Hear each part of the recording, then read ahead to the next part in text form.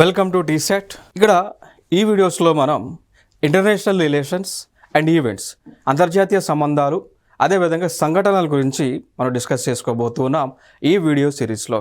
మీరు TGPSC release చేసినటువంటి syllabus కనుక మీరు చూసినట్లయితే సిలబస్లో స్టార్టింగ్లో current affairs of international, national and regional ఉంటుంది.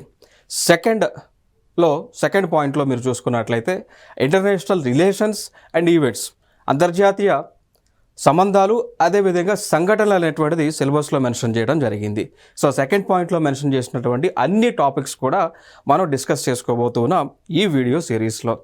ఓకే, సో ప్రధానంగా మనం ఫోకస్ చేసేటువంటి అంశాలు మనం చూస్తే సిలబస్ ప్రకారం మనం చూసుకున్నట్లయితే ఇక్కడ భారతదేశానికి, అదేవిధంగా భారతదేశం చుట్టూ ఉన్నటువంటి దేశాలతో అనగా పాకిస్తాన్ కావచ్చు, చైనా కావచ్చు, మాల్దీవ్స్ కావచ్చు, మయన్మార్ కావచ్చు, భూటాన్ కావచ్చు, నేపాల్ కావచ్చు, శ్రీలంక కావచ్చు, ఇట్లా భారతదేశం చుట్టూ ఉన్నటువంటి దేశాలతో ఎటువంటి సంబంధాలను కలిగి ఉంది, ఎటువంటి ఒప్పందాలను చేసుకొని ఉన్నారు, ఎటువంటి ప్రాజెక్ట్స్ అనేటువంటివి చేసి ఉన్నారు, ఏ విధంగా ట్రేడ్ అండ్ రిలేషన్షిప్స్ అనేటువంటి ఏ విధంగా ఉన్నాయి అనేటువంటి అంశాలన్నీ కూడా డిస్కస్ చేస్తాం మన యూనిట్ 1లో. ఇక దాని తర్వాత యూనిట్ 2లోకి వచ్చిన తర్వాత ఇండియా, అదేవిధంగా ఆసియా కంట్రీస్తో ఎటువంటి సంబంధాలు కలిగి ఉంది, ఎటువంటి అగ్రిమెంట్స్ చేసుకొని ఉన్నారు, ఏ విధంగా ట్రేడ్ అండ్ ఎకనామిక్ రిలేషన్షిప్స్ అనేటువంటివి కలిగి ఉన్నాయి అనేటువంటిది యూనిట్ 2లో మనం డిస్కస్ చేస్తాం. యూనిట్ 3కి వచ్చిన తర్వాత ఇండియాకి, అదేవిధంగా ప్రపంచ దేశాలకి, ప్రపంచ దేశాలకి లైక్ రష్యా కావచ్చు, యుఎస్ఏ కావచ్చు, బ్రిటన్ కావచ్చు, ఆ విధంగా దేశాలతో ఎటువంటి సంబంధాలు కలిగి ఉందనేటువంటి అంశాలన్నీ కూడా మనం యూనిట్ 3గా డిస్కస్ చేద్దాం. యూనిట్ 4కి వచ్చిన తర్వాత అంతర్జాతీయ కూటములు, ఫర్ ఎగ్జాంపుల్గా మనం తీసుకున్నట్లయితే గ్రూప్ 2 కానీ, గ్రూప్ 20 కానీ, దాన్ని G20 నేషన్స్ అంటాం. G20 నేషన్స్ అనగా ఇప్పుడు ప్రస్తుతం అది G20 కాస్త G21గా మారింది. సో అవి కానీ, G7 కానీ, P5 నేషన్స్ కానీ, సార్క్ నేషన్స్ కానీ, బిమ్స్టెక్ నేషన్స్ కానీ, షాంఘై కోఆపరేషన్ ఆర్గనైజేషన్ నేషన్స్ కానీ, అదేవిధంగా ఇంపార్టెంట్ ట్రీటీస్ ఉన్నాయి మనకి. ట్రీటీ ఆఫ్ వర్సలిస్ అని చెప్పేసి ట్రీటీస్ కావచ్చు, లేదు అంటే ప్యారిస్ అగ్రిమెంట్ కానీ. సో ఇట్లాంటి అంశాలన్నీ కూడా మనం డిస్కస్ చేయటం జరుగుతూ ఉంది. ఓకే, సో యూనిట్ 4లో. దాని తర్వాత యూనిట్ 5కి వచ్చిన తర్వాత ఇండియా యొక్క ఫారెన్ పాలసీ ఏ విధంగా ఉంది, ఇండియా వివిధ దేశాలతో ఎటువంటి సంబంధాలు కలిగి ఉంది, ఎటువంటి పాలసీలు కలిగి ఉంది, లైక్ నామ్ అంటాం, నాన్ అలైన్డ్ మూమెంట్, దానితో పాటు పంచశీల అగ్రిమెంట్స్ కానీ, అదేవిధంగా ఇండియా ఎటువంటి పాలసీని లైక్ లుక్ ఈస్ట్ పాలసీ అంటాం, యాక్ట్ ఈస్ట్ పాలసీ అంటాం. ఈ విధంగా ఏ విధంగా ఈ పాలసీలు ఎట్లా కలిగి ఉంది, దానివల్ల బెనిఫిట్స్ ఏంటి, అవుట్కమ్స్ ఏంటి, ఇవన్నీ కూడా మన యూనిట్ 5లో డిస్కస్ చేయడం జరుగుతుంది.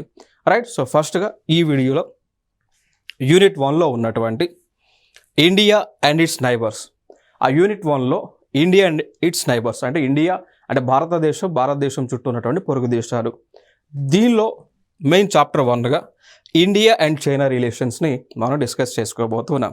సో ఇండియా వెరీ నైబర్ కదా, ఇండియాకి చైనా పక్క దేశం, వెరీ నైబర్ కంట్రీ. సో ఈ టాపిక్ని ఈ వీడియోలో మనం డిస్కస్ చేసుకోబోతూ ఉన్నాం. సో చూద్దాం. ఇక్కడ ముందుగా మనం మాట్లాడుకోవాల్సి వస్తే ఇండియాకి స్వతంత్రం వచ్చింది. ఎప్పుడు వచ్చిందని ఇండియాకి, భారతదేశానికి స్వతంత్రం అనేటువంటిది ఎప్పుడు వచ్చింది, ఆగస్టు 15వ తేదీన 1947వ సంవత్సరంలో వచ్చింది. ఏ విధంగా భారతదేశానికి స్వతంత్రం వచ్చిందో చైనాకి కూడా స్వతంత్రం వచ్చింది. అది చూసుకుంటే 1912 ఫిబ్రవరి 12 వరకు కూడా చైనాని ఆ దేశానికి చెందినటువంటి క్వింగ్ రాజవంశం వారు పరిపాలించడం జరిగింది. ఓకే, సో క్వింగ్ రాజవంశం వారు అంటే 1912 ఫిబ్రవరి 12 వరకు ఆ చైనా ప్రాంతం, ఇప్పుడు మీరు మ్యాప్లో చూస్తే ఈ ప్రాంతం అండి, ఈ ప్రాంతం, ఆ ప్రాంతాన్ని పరిపాలించారు. ఓకేనా. సో ఏ మాదిరిగా ఇప్పుడు బ్రిటన్ని ప్రిన్సెస్ లైక్ ప్రిన్స్ జార్జ్ ఎవరైతే ఉన్నారో వారి కుటుంబం ఏ విధంగా పరిపాలిస్తూ ఉందో అదే విధంగా ఈ యొక్క క్వింగ్ రాజవంశం వాళ్ళు ఆ యొక్క చైనాని, ఈ ప్రాంతాన్ని పరిపాలిస్తూ ఉండేవాళ్ళు. దాని తర్వాత స్వతంత్రం వచ్చింది. దాని తర్వాత చూసుకున్నట్లయితే అంటే 1949 అక్టోబర్ 1న సో చైనా కాస్త పీపుల్స్ రిపబ్లిక్ ఆఫ్ చైనాగా పూర్తి స్వతంత్రంతో బయటకు రావడం జరిగింది. అర్థమైందా. So People's Republic of China ఎప్పటి నుంచి అండి, 1949 అక్టోబర్ 1 నుంచి. ఓకే, సో భారతదేశానికి స్వతంత్రం ఎప్పుడు వచ్చింది అన్న? ఆగస్ట్ 15, 1947. సో చైనాకి అంటే లైక్ కంప్లీట్ ఇండిపెండెన్స్ వచ్చింది ఎప్పుడు అంటే 1 అక్టోబర్ 1949. సో అప్పటికి నుంచి చైనాని పీపుల్స్ రిపబ్లిక్ ఆఫ్ చైనాగా పిలుస్తూ ఉన్నాం. లైక్ ఇప్పుడు మనం మాట్లాడుకోవచ్చు 1947 ఆగస్ట్ 15న భారతదేశాన్ని రిపబ్లిక్ ఆఫ్ ఇండియాగా పిలవచ్చా? పిలవలేము.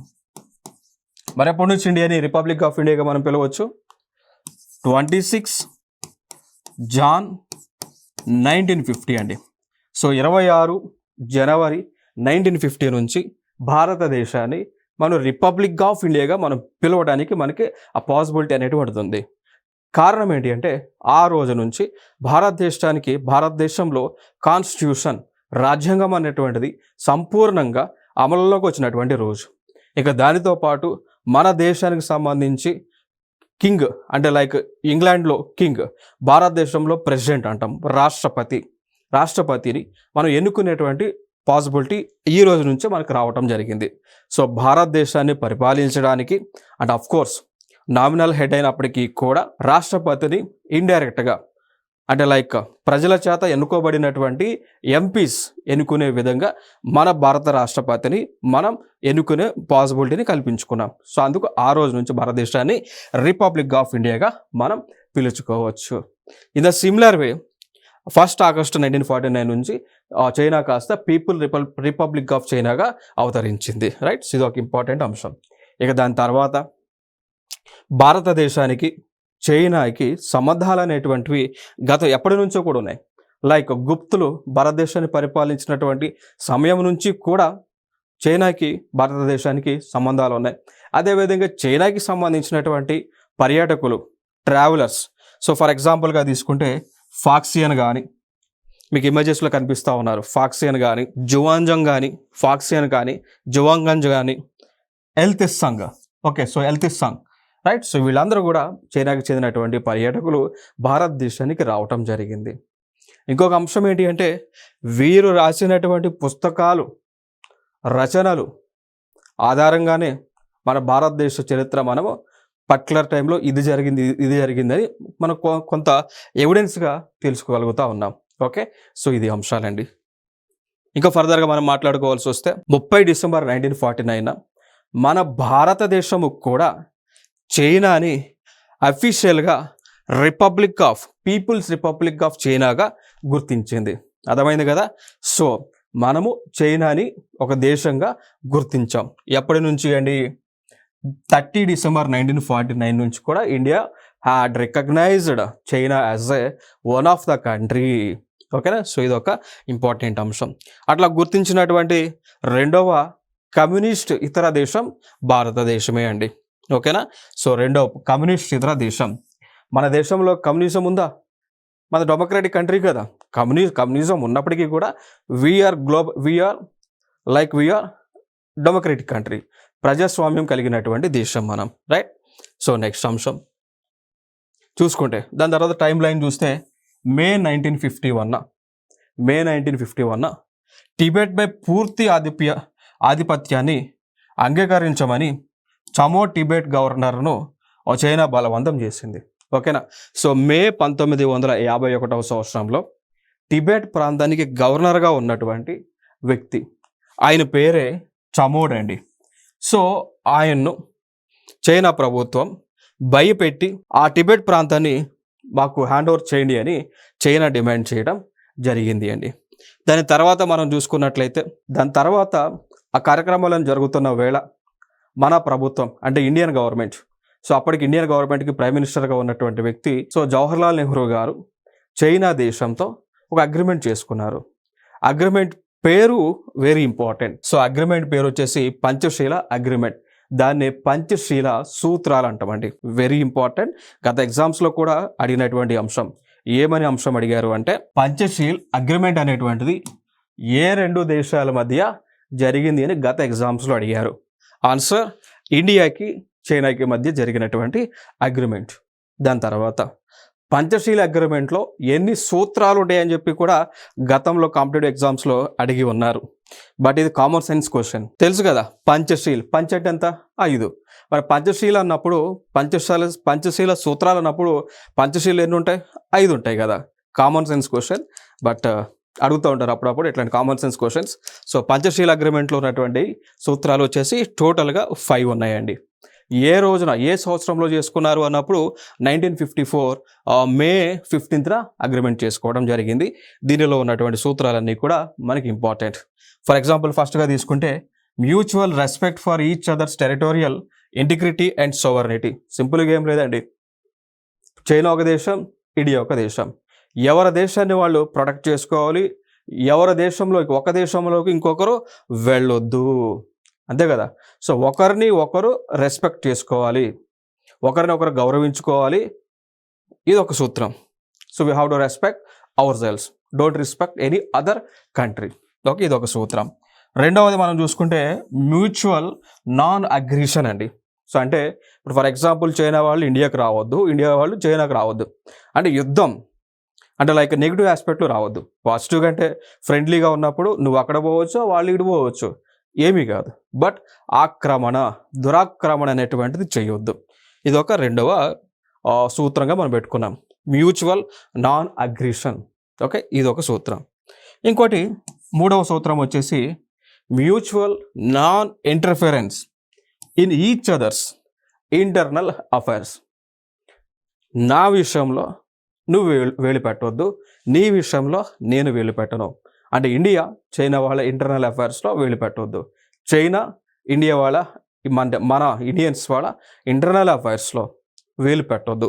ఇది మూడవ సూత్రంగా మనం పెట్టుకున్నాం, రెండు దేశాల మధ్య జరిగిన అగ్రిమెంట్. నాలుగవది equality and cooperation for mutual benefit అండి. రెండు దేశాలు పరస్పరంగా ఒకరికొకరు సహాయం చేసుకోవాలి. సో ఆ సహాయం అనేటువంటిది కూడా రెండు దేశాలకు, రెండు ప్రాంతాలకు లబ్ధి చేకూర్చే విధంగా ఉండాలి. ఇది నాలుగవ సూత్రం, ఫోర్త్ వన్. ఫిఫ్త్ వన్ మనం చూసుకున్నట్లయితే పీస్ఫుల్ కో ఎగ్జిస్టెన్స్.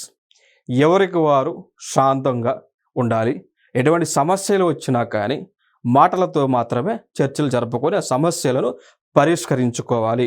యుద్ధం అనేటువంటిది, యుద్ధం చేయడానికి ముందుకు వెళ్ళొద్దు అనేటువంటిది ఒక 5వ సూత్రంగా మనం పెట్టుకున్నాం. ఓకే, టోటల్గా 5 ప్రిన్సిపల్స్ ఉన్నాయి. ఏంటండి, ఒకళ్ళనొకళ్ళు రెస్పెక్ట్ చేసుకోవాలి, ఓకే, ఒకళ్ళ ప్లేస్లోకి ఇంకోళ్ళు పోవద్దు, ఒకళ్ళ ఇంటర్నల్ ఇష్యూలో ఇంకోళ్ళు వేలు పెట్టవద్దు, ఒకరికొకరు హెల్ప్ చేసుకోవాలా. ఇంకొకటి 5వది, ఎవరికైనా సమస్య వస్తే ఇద్దరు కూర్చొని మాట్లాడుకోవాలి. కలిసి కూర్చొని మాట్లాడుకుంటే ఎటువంటి సమస్యలైనా పరిష్కరించబడతాయి కదా. సేమ్ అది ఇక్కడ చెప్తా ఉన్నాం. Okay, right. సేమ్ యాస్టీస్ తెలుగులో ఇక్కడ ఉంది. సో ఆల్రెడీ సేమ్ ఇదే ఇక్కడ ముందు చెప్పింది ఇక్కడ. నెక్స్ట్ అంశం 3 ఏప్రిల్ 1959, 3 ఏప్రిల్ 1959. ఇంకొక అంశం, ఇది వెరీ ఇంపార్టెంట్ అంశం ఇక్కడ. సో దలైలామా అంటామండి, ఓకేనా, బౌద్ధ గురువు దలైలామా. సో దలైలామా గారు మనం చెప్పుకున్నాం కదా, అంతకుముందు టిబెట్ ప్రాంతాన్ని చైనా ఆక్రమించేటువంటి కార్యక్రమాలు చేస్తూ ఉంది అని మనం చూసుకున్నాం కదా. సో ఇక్కడ చైనా ఇంకొక అడుగు ముందుకేసి టిబెట్ ప్రాంతంలో టిబెట్కి మత గురువు అయినటువంటి, బౌద్ధ గురువు అయినటువంటి దలైలామా పైన అటాక్ చేయడం జరిగింది. అటాక్ చేస్తే ఆయన మన భారతదేశం యొక్క హెల్ప్ అడిగారు. భారతదేశం యొక్క హెల్ప్ అడిగి నేను మీ దేశానికి వస్తాను, నాకు ఆశ్రయం కల్పించండి అని ఇండియన్ గవర్నమెంట్ని రిక్వెస్ట్ చేస్తే ఇండియా ఒప్పుకున్నారు. సో అప్పుడు ఈ దలైలామా గారు ఆ లాసా అనేటువంటి ప్రాంతం నుంచి తప్పించుకొని భారతదేశంలోకి ఎంటర్ అయ్యారు. ఎంటర్ అయిన తర్వాత భారతదేశము అఫీషియల్గా ఆయనకి అకామిడేషన్ అనేటువంటిది ఇచ్చింది. ఇప్పుడు మనకు సిద్ధాంతం ఫాలో అవుతుంటాం కదా, అతిథి దేవోభవ అని. అతిథి అనేటువంటి వ్యక్తి దేవుడితో సమానం అన్నట్టు ఒక పాలసీ ఫాలో అవుతాం కదా. అదేవిధంగా ఆపదలో ఉన్నటువంటి వారు సహాయం కోరితే చేయాలనేటువంటిది కూడా మనం ఫాలో అవుతుంటాం కదా. సో ఆ సిచ్యువేషన్లో మనము ఈ యొక్క దలైలామా గారికి అకామిడేషన్ని ప్రొవైడ్ చేసాం. ఆయనకు అంత ప్రొడక్షన్ అంతా కూడా మనం ఇవ్వడం జరిగింది. ఇట్లా ఇవ్వటము చైనాకి ఇష్టం లేకుండా అయింది. ఇప్పుడు చైనాకి శత్రువు అయినటువంటి వ్యక్తిని మనం దగ్గరికి చేరదీసి ఆశ్రయం కల్పించి అని ప్రొటెక్ట్ చేస్తూ ఉన్నాం. మరి అప్పుడు చైనాకి కోపం వచ్చింది అన్నట్టు. సో కోపం వచ్చిన తర్వాత కొన్ని అంశాలు ఇక్కడ జరిగినాయి. ఫర్ ఎగ్జాంపుల్గా మనం తీసుకుంటే మెక్మోహన్ లైన్ అనేటువంటిది ఏదైతే ఉందో మెక్మోహన్ లైన్, ఈ మెక్మోహన్ లైన్ అనేటువంటిది ఇండియాకి చైనాకి మధ్య బౌండరీగా ఉండాలి అని మనం పెట్టుకున్నాం. ఇదే అగ్రిమెంట్ అంతకుముందు 1914లో షిమ్లా అకార్డ్ అని జరిగింది. ఇప్పుడు 1914లో ఇండియాని పరిపాలించింది ఎవరు చెప్పండి? బ్రిటిష్ వాళ్ళే కదా. బ్రిటిష్ వాళ్ళు ఆ టైంలో చైనా వాళ్ళతో ఒక అగ్రిమెంట్ కోసం వచ్చారు, బౌండరీ డిస్ప్యూట్ సెటిల్ చేయడానికి. ఆ టైంలో అప్పుడు ఉన్నటువంటి బ్రిటిషర్స్ ప్రపోజ్ చేశారు ఈ లైన్ అనేటువంటిది, దీని పేరు మెక్మోహన్ లైన్. ఇది ఇండియాకి చైనాకి మధ్య బౌండరీగా ఉండాలి అని వాళ్ళు ప్రపోజ్ చేశారు. బట్ దాంట్లో జనరల్గా చైనా ఆ టైంలో సైన్ చేయలేదు. ఏది 1914 షిమ్లా అకార్డ్లో చైనా సైన్ చేయలేదు, ఇండియా సైన్ చేసింది. ఇండియా ఒప్పుకుంది, this is the line which will be acts as a boundary in between India and China. So మనం దళైలామాని ఆతిథ్యం ఇచ్చాం కదా, అందుకు వీళ్ళు మళ్ళీ ఈ 1959 వీళ్ళు ఏం చేశారంటే మెక్మోహన్ లైన్ అనేటువంటి దాన్ని మేము బౌండరీగా ఒప్పుకోవడం లేదు. ఎందుకు ఒప్పుకోవడం లేదు అంటే ఇక్కడ ఉన్నటువంటి అరుణాచల్ ప్రదేశ్, ఇప్పుడు మీరు ఇండియా మ్యాప్ చూస్తే ఈ ప్రాంతంలో అరుణాచల్ ప్రదేశ్ ఉంటుంది, తెలుసు కదా. ఏమన్నారండి, మెక్మోహన్ లైన్ అనేటువంటి దాన్ని మేము బౌండరీగా ఒప్పుకోవట్లేదు. కారణం ఏంటి అంటే అరుణాచల్ ప్రదేశ్ అనేటువంటి కంప్లీట్ ప్రాంతం అంతా కూడా చైనా భూభాగం అని వాళ్ళు చెప్తా ఉన్నారు. సో డిస్ప్యూట్ మళ్ళీ స్టార్ట్ అయింది అన్నట్టు ఇండియాకి చైనాకి. అర్థమైందా? సో వాళ్ళు ఏమంటున్నారు, ఇప్పుడు ఇక్కడ చూడండి మీకు చూపిస్తా. చైనా వాళ్ళ ప్రకారం బౌండరీ లైన్ ఏంటి, ఇట్లా వస్తుంది. అంటే ఏంటి, కంప్లీట్గా అరుణాచల్ ప్రదేశ్ అంతా కూడా చైనా వాళ్ళదని వాళ్ళు చెప్తా ఉన్నారు. మనం ఒప్పుకోం కదా, మనం ఒప్పుకోవట్లేదు. బట్ అది స్టిల్ ఇప్పటికి కూడా ఆ ఇష్యూ పెండింగ్గానే ఉంది, రైట్. సో ఇది మెక్మోహన్ లైన్ ఇష్యూ. మళ్ళీ వాళ్ళు దాన్ని ఏమంటారు, కుంపటి రాజు చేశారు అన్నట్టు. ఓకే, నెక్స్ట్ అంశం. సో ఇది షిమ్లా దానిలో షిమ్లా అగ్రిమెంట్లో ఉన్నటువంటి అంశం. ఏమన్నారు, Shimla as a tourist spot, Shimla as the capital of Himachal Pradesh. ఇప్పుడు కూడా షిమ్లా అనేటువంటిది హిమాచల్ ప్రదేశ్కి క్యాపిటల్ ఏరియా. అదేవిధంగా ఇండియా అండ్ టిబెట్ ప్రాంతాల మధ్య బౌండరీ లైన్ సెటిల్మెంట్. ఓకేనా? సో ఇవి అగ్రిమెంట్స్ పరంగా వాళ్ళు దాంట్లో అకార్డ్ చేశారు. బట్ ఇది ఇండియా సైన్ చేసింది కానీ చైనా సైన్ అయితే చేయలేదు, రైట్. సో ఇదొక అంశం. నెక్స్ట్ దాని తర్వాత ఇండియాకి చైనాకి మధ్య జరిగినటువంటి వార్స్ చూద్దాం కొన్ని. సో ఇక్కడ మనం చూసుకున్నట్లయితే అక్టోబర్ 20, నవంబర్ 20, 1962 మధ్య ఇండియాకి చైనాకి యుద్ధం జరిగింది. క్లియర్. దేనికి సంబంధించినటువంటి యుద్ధం తెలుసా? ఒక ప్రాంతం సంబంధించినటువంటి యుద్ధం. ఇక్కడ చూడవచ్చు మీరు ఇండియా దగ్గర ఈ ప్రాంతం సంబంధించినటువంటిది అక్సై చిన్ అనమాట. ఓకేనా? ప్రస్తుతం ఇప్పుడు ఉన్నటువంటి సిచ్యువేషన్లో ఈ ప్రాంతం పాకిస్తాన్ కబ్జా చేసింది. సో దీన్నే line of control, boundary line అంటాం. ఈ ప్రాంతాన్ని లైన్ ఆఫ్ యాక్చువల్ కంట్రోల్ అంటాం. అంటే ఈ boundary line of actual control అంటాం. ఈ ప్లేస్ని, ఇక్కడ ఉన్నటువంటి ఈ ప్లేస్ ఇదంతా కూడా దీని పేరు అక్సై చిన్ అండి. ప్లేస్ అంతా కూడా అక్సై చిన్. సో ఈ ప్లేస్ ప్రస్తుతం చైనా వాళ్ళ కంట్రోల్లో ఉంది. అంతకుముందు మన కంట్రోల్లోనే, ఇండియాకి సంబంధించినటువంటి ప్లేసే. సో చైనా వాళ్ళు ఏం చేశారు, ఈ ప్లేస్ వరకు వాళ్ళ ఆర్మీ లోపల చొచ్చుకొచ్చి ఈ ప్లేస్ని ఆక్రమించారు. ఆక్రమించే సమయంలో రెండు దేశాలకు యుద్ధం జరిగింది. సో జరిగిన తర్వాత ఆఫ్ కోర్స్ ఇక్కడ చైనానే గెలిచింది అనుకోండి. 1962లో ఇండియా పైన చైనానే గెలిచి సో ఈ ప్రాంతాన్ని అంతా కూడా చైనా వాళ్ళు కబ్జా చేశారు అన్నట్టు. అక్షయ్ చిన్ అనేటువంటి ప్రాంతాన్ని అంతా కూడా కబ్జా చేశారు. అది ఇప్పుడు కూడా చైనా వాళ్ళ కంట్రోల్లోనే ఉంది. ఇప్పుడు టోటల్ ఏరియా ఎంత ఉందో తెలుసా? దాదాపు 14,700 చదరపు మైళ్ళ విస్తీర్ణం కలిగినటువంటి భాగాన్ని చైనా వాళ్ళు కబ్జా చేశారు. జమ్మూ అండ్ కాశ్మీర్ ప్రాంతంలో ఆ మూలేమో చైనా కబ్జా చేసింది, ఈ మూలేమో పాకిస్తాన్ కబ్జా చేసింది. సో ఇక్కడ బౌండరీ లైన్ ఆఫ్ కంట్రోల్, ఇక్కడ boundary line of actual control అండి. ఓకే, సో ఇదొక అంశం, యుద్ధం అనమాట.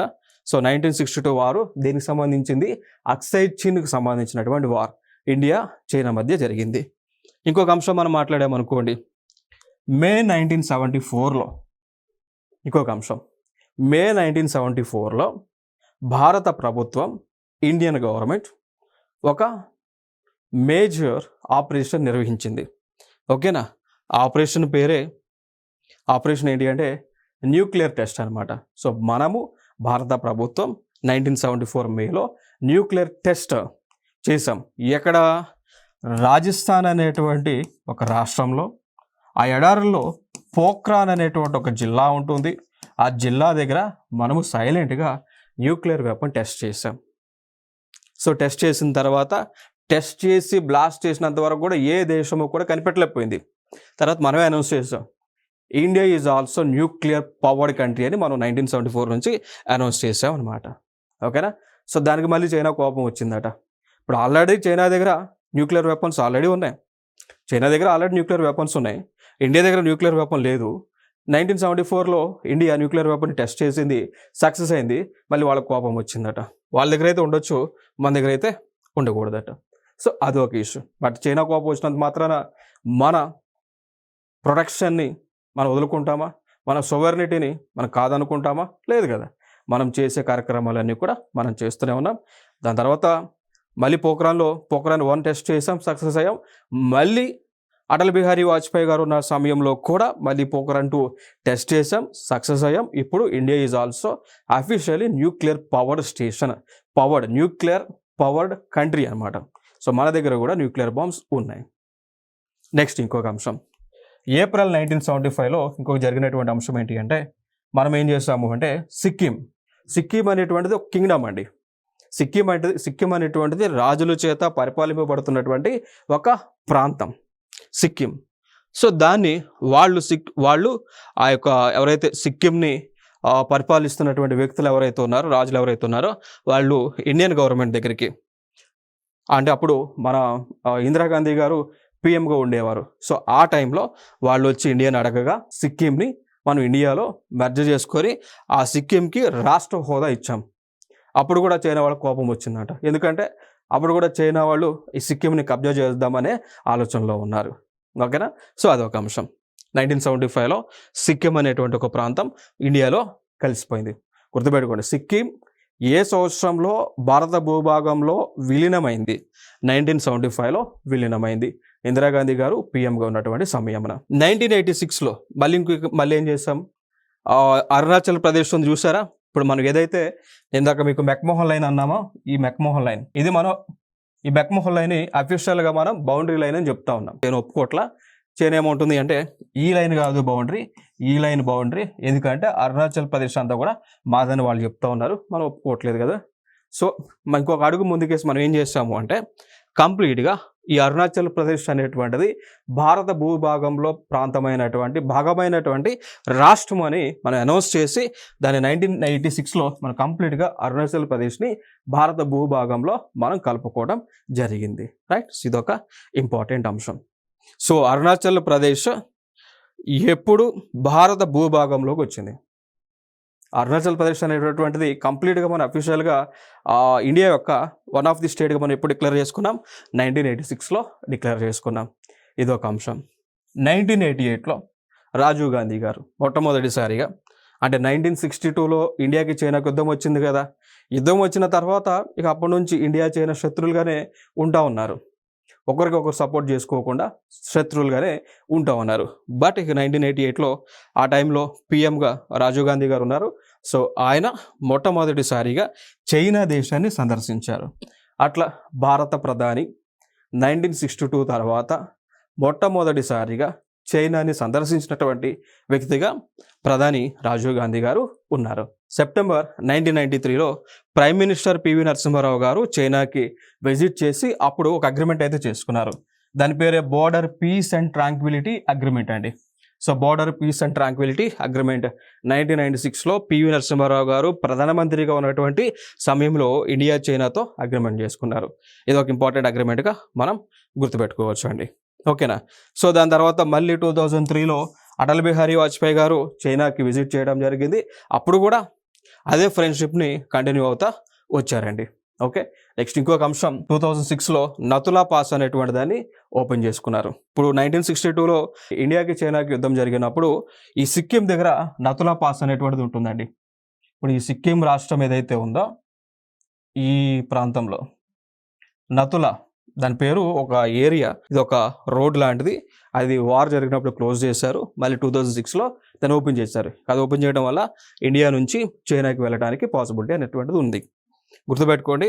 ఇంకొక అంశం, ఇది ఒక ఆల్రెడీ ప్రీవియస్ ఇయర్ క్వశ్చన్ కూడా. ఏం క్వశ్చన్ అంటే, నతులా పాస్ ఏ రెండు దేశాల మధ్య కనెక్టివిటీగా ఉంది? ఇండియాకి చైనాకి మధ్య. నతుల పాస్ అనేటువంటిది, నతుల మార్గం అనేటువంటిది ఏ రాష్ట్రంలో ఉంది? సిక్కిం రాష్ట్రంలో ఉంది. ఓకే, ఈ 2 పాయింట్లు వెరీ ఇంపార్టెంట్. ఇక్కడ ఆల్రెడీ కూడా అడిగి ఉన్నారు. ఓకే, నెక్స్ట్ ఇంకొక అంశం. నవంబర్ 2010 నుంచి కూడా చైనా వాళ్ళు ఒక పని చేస్తూ ఉన్నారు, ఒక పనికి మాలిన పని చేస్తూ ఉన్నారు. ఏంటి అంటే అరుణాచల్ ప్రదేశ్లో పనిచేసేటువంటి ఆఫీసర్స్ అయినా లేదా సిటిజన్స్ అయినా కానీ చైనా వెళ్ళటానికి వీసా కోసం అప్లై చేస్తే వాళ్ళు ఏం చేస్తున్నారంటే స్టాపిల్డ్ వీసాలు అనేటువంటివి ఇస్తూ ఉన్నారండి. ఓకేనా, సో స్టాపిల్డ్ వీసాలు అనేటువంటివి ఇస్తూ ఉన్నారు. ఓకేనా, సో అరుణాచల్ ప్రదేశ్ నుంచి లేదా జమ్మూ అండ్ కాశ్మీర్, అరుణాచల్ ప్రదేశ్ కానీ జమ్మూ అండ్ కాశ్మీర్ కానీ ఆ ప్రజలు చైనాకి వెళ్ళడానికి వీసా కోసం అప్లై చేస్తే వాళ్ళు ఏమంటున్నారంటే స్టాపిల్డ్ వీసాలు ఇస్తున్నారు. వాళ్ళు ఏం చెప్తున్నారంటే already your in China, you know need to get permission to enter into China అని చెప్పేసి వాళ్ళు చెప్తా ఉన్నారు.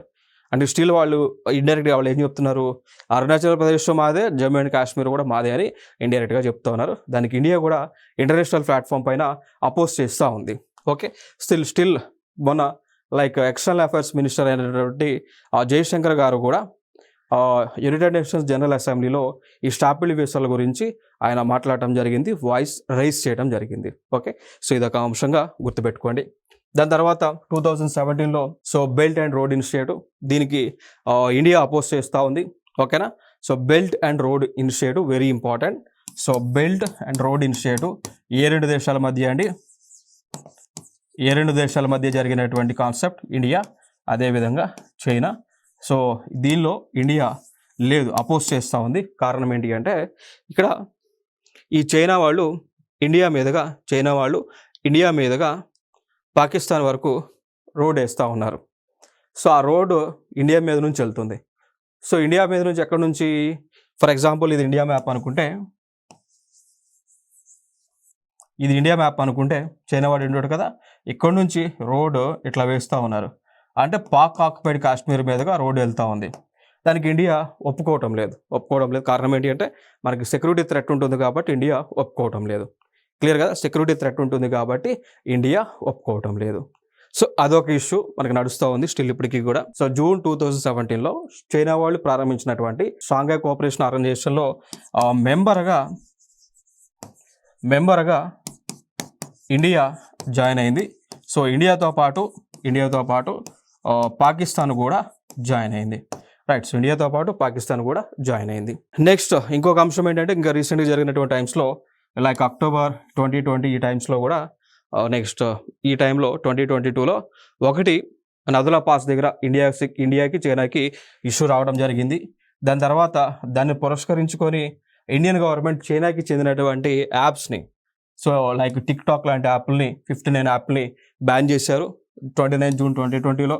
దాని తర్వాత 27 అక్టోబర్ 2020లో 2 దేశాల మధ్య ఒక అగ్రిమెంట్ జరిగింది. ఓకే, లైక్ ఇక్కడ 2 దేశాలు అంటే ఇండియా అమెరికా మధ్య. So United States and India sign basic exchange and cooperation agreement అండి, బెకా అంటాం దీన్ని.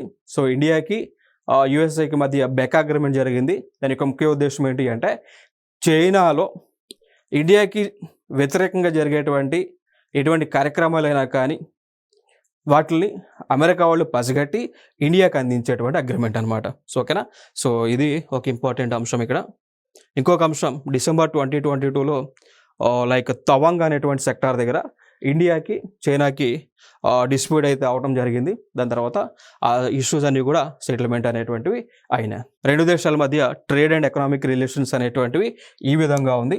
సో ఇది ఒకసారి మీరు స్క్రీన్ షాట్ తీసుకొని చూడండి.